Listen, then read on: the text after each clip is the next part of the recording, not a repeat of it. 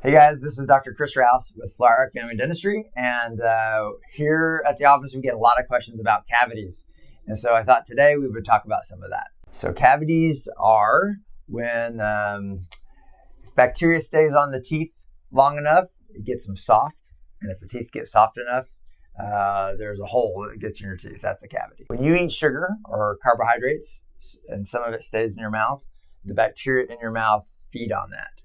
A byproduct of that is acidic, and it sits on your teeth and it kind of dissolves the teeth. The minerals that make your teeth hard start to leave, and the teeth get softer and softer until eventually the tooth can fall apart. How do we check for cavities? We have a lot of ways that we check for cavities here. We have x-rays that helps us to see particularly cavities between teeth. We also can see them visually sometimes. We have our little explorer we go around and feel. We also have some pretty cool technology called a diagnodent, and it's laser detection of cavities. It reads the bacterial activity inside the crevices of the teeth to tell us if that's a cavity or not. What are the stages of a cavity? Normal healthy tooth has a hard enamel shell around the outside of it, and the first stage is just a pre-cavity, is where plaque stays on the tooth and it starts to soften it. The bacteria produces acid, and that is starts to weaken the outside. And on an x-ray between the teeth, you can start to see it's like a V that starts to go into the enamel. And then if it breaks through the enamel and gets to the inside part, the dentin, it goes like a mushroom and blows up. And if that keeps going, it gets down to where the nerve is, and that's where most people are like, I'm having some sensitivity, pain, root canals, things like that. So we like to stop cavities before they happen, but certainly before they get deep. Can cavities spread to other teeth? The bacteria that cause cavities can travel, but it's not like the flu. It's not like you kiss someone and you're going to get a cavity because they have a cavity, right? But the bacteria can transfer from one area to another. Often you'll see when teeth are touching, if you see a cavity here, a lot of times you'll see a cavity kind of kissing it right on the other side, but that's just usually because it's not being cleaned well in that area and both teeth are affected. So yes, the bacteria can travel, but it's not contagious like the flu. So if a cavity is very small, sometimes we can stop it or reverse it with great hygiene and prescription fluoride. There's a special kind of fluoride, silver diamine fluoride, that we can use to halt a cavity. And then you can get it to remineralize with certain special toothpaste.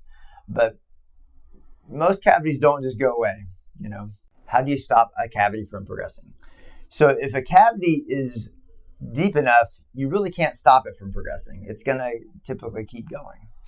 But a cavity is a living thing. It's bacteria feeding off of sugars and carbohydrates to fuel its growth. And so if you can reduce the food that the bacteria has, it's going to slow it down. So that is good hygiene, and it's what you eat with diet. Some cavities just won't go away though. You have to have them have help from a dentist. But if they're really small and you get them really early, you can potentially reverse it with great hygiene. How long does a cavity filling last? So that question is, it's a little bit like asking how long did your car last, right? Some people's cars last a super long time because they change the oil, they don't squeal the tires, they take care of the car. And then some cars don't last as long. They run them into telephone poles. So fillings are similar. You can have a filling last a really long time, but it does matter how you take care of it, both in hygiene and also in your bite. If you're grinding, clenching, not protecting it, it won't last as long. So a little bit of a nebulous answer, but you could have fillings last 5, 10, 15, 20 years. But I would say on average nationwide, I would think 5 years is probably a nationwide average, but there's a wide range of how long they can last. How can dental cleanings prevent cavities? So dental cleanings help prevent cavities in a few ways. First of all, they are cleaning your teeth, getting off the bacteria off of your teeth. I think the best benefit of a dental cleaning really is the feedback you receive when you go in for your hygiene visit. They're very good at seeing things that you can't see, and they will be able to notice things that are happening early. So if you can catch something early, that is so much better.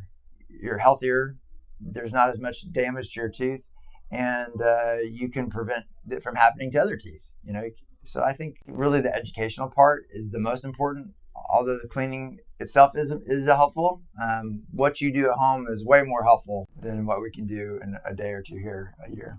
Yeah, if you think you have a cavity, just come on in, call, get an appointment. Sometimes it's not a cavity. A lot of people think I have a cavity, and it's just maybe some food has gotten stuck somewhere. They could have some recession where the tooth is just sensitive from recession. So a lot of times patients think I've got a cavity and they don't have a cavity. And so a lot of times patients don't know they have a cavity and they do have a cavity. So it would be just great to call your dentist and get in for an appointment and they'll help you out. All right, so I hope that this has been helpful, this discussion on cavities. And if you have any questions or we can help you out, please feel free to call us at the office. Office number is 864-297-5268. And we'd love to talk to you and help you. Have a good day.